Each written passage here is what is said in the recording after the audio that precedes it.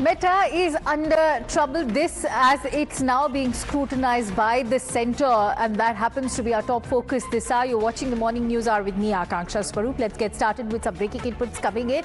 This as the Parliamentary Consultative Committee on Information Technology has now reportedly issued a series of directions that could intensify the centre's standoff with Meta and other social media platforms. Among the key decisions, the committee has reportedly given Meta CEO Mark Zuckerberg 3 days to respond over the repeated deletion of Prime Minister Modi's video, warning that failing to do so could lead to a review of the platform's safe harbour protections and legal action. The committee has also said that all major social media platforms, including Google, YouTube, X, Facebook, WhatsApp, Instagram and Snapchat, must remove content related to child sexual abuse material and violations involving women within 3 days or risk losing safe harbour protection. It should be kept in mind that Meta has been summoned and there will be crucial meetings between Meta officials and the government today and tomorrow as well. Let's quickly go across to Sabya Sachi, who's been tracking that story for us.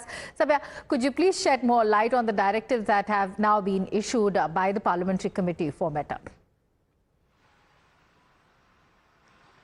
Well, see, the IT Parliamentary Committee had strongly questioned Meta regarding its compliance, regarding Meta not fully complying with the Indian laws. And they have given a 3-day ultimatum to Meta to remove the child sexual abuse material that is available on social media platform, on Facebook or on Instagram. So these materials has to be immediately removed within 3 days. And if Meta fail to do so, then there's going to be review or the removal of the safe harbor or the legal protection that these social media platforms enjoys from liability. Now, the IT panel have come down heavily on the Meta officials, where the Meta officials had apologized to the IT panel, but the panel had said that we are not satisfied with your apology. We want accountability and we want that concrete steps should be taken from Meta to make sure that the child sexual abuse material are not being circulated or the ads are not coming in several platforms like Instagram. Now, the panel also point out the fact that how Prime Minister Narendra Modi's message on Instagram and Facebook was restricted. Now, it was restricted not for a few minutes, but it was restricted for 5 hours. So what are the safe harbors that Meta has taken? So they want the complete detailed report from Meta, and that is the reason why the panel had said that we are giving 3-day deadline to the Meta officials. In fact, Nishikant Dubey also pointed out that they are demanding accountability and apology from Mark Zuckerberg himself. Absolutely. We'll have to see if that apology actually comes in and what exactly transpires in that meeting between the centre and the Meta officials. Many thanks to you, Sabya Sachi, for bringing us all of those details. Let's try and get in some perspective on what exactly this standoff is and what it could lead to. For that, I'm joined in by cyber expert Amit Dubey. Many thanks to you, Mr. Dubey, for joining in. Many are of the view that this scrutiny should have happened much earlier.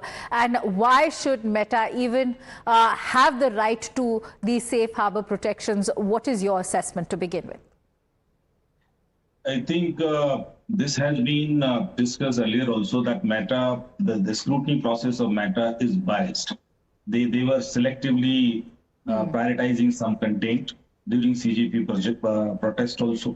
They were selectively removing some content for the clarification. So this is not a new thing. And then when this child pornographic content was sold on Instagram, then the PM Modi speech was removed for 5 hours. All these things are actually aligned with all those earlier complaints that Meta is actually taking selective decisions, which is not actually suitable as per the legal safe harbor given to them as per Section 79 of IT Act.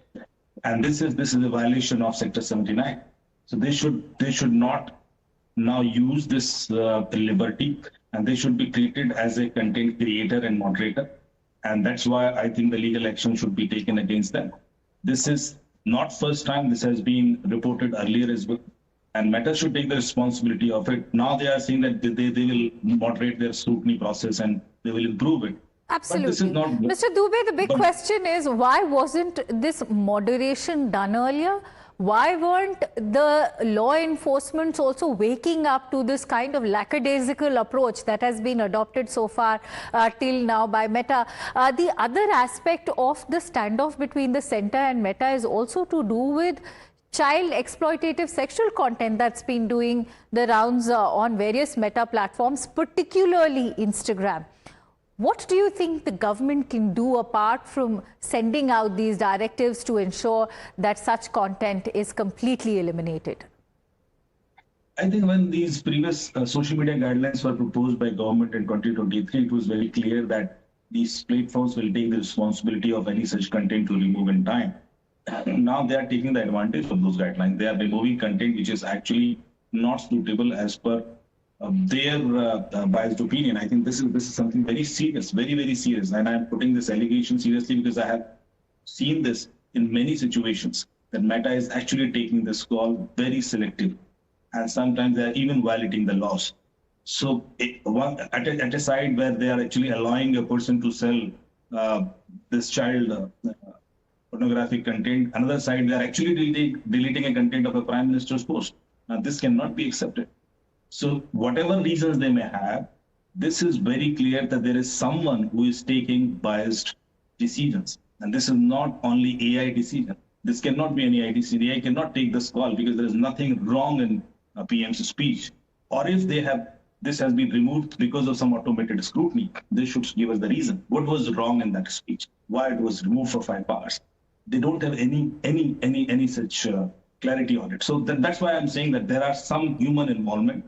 There are some people, those are actually trying to use their power to create a biased, selective removal of content or pushing advertisement, and that's why it is harming. Absolutely. The system.